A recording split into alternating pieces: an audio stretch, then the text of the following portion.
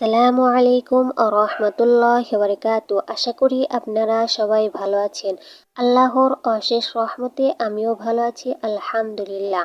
প্রিয় বন্ধুরা, আমি আপনাদেরকে আজকে এমন একটি আমলের কথা বলবো যেটি শুনতে পেলে আপনারা চমকে যাবেন।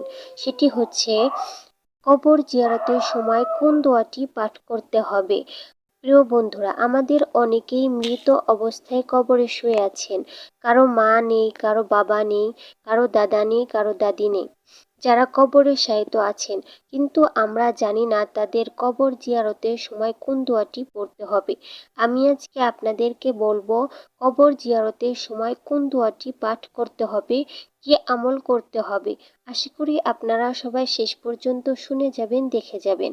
কবর জিয়ারতের সময় যে দোয়াটি পড়তে হবে সেটি হচ্ছে, আসসালামু আলাইকুম আহলাদ দিয়ারি মিনাল মুমিনিনা ওয়াল মুসলিমিনা ইন্না ইনশা আল্লাহু বিকুম লাহিকুনা আসআলুল্লাহ লানা ওয়া লাকুমুল আফিয়াতা।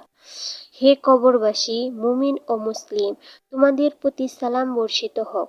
আমরাও তোমাদের সাথে মিলিত হচ্ছি ইনশা আল্লাহ।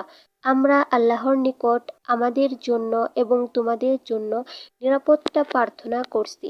প্রিয় বন্ধুরা, আশা করি আপনারা সবাই আমলটি বুঝতে পারছেন। যদি বুঝতে না পারেন তাহলে ভিডিওটি পুনরায় দেখবেন। যদি তাও বুঝতে না পারেন তাহলে কমেন্টে বলে যাবেন। ভালো থাকুন, সুস্থ থাকুন। আসসালামু আলাইকুম আ রহমতুল্লাহ।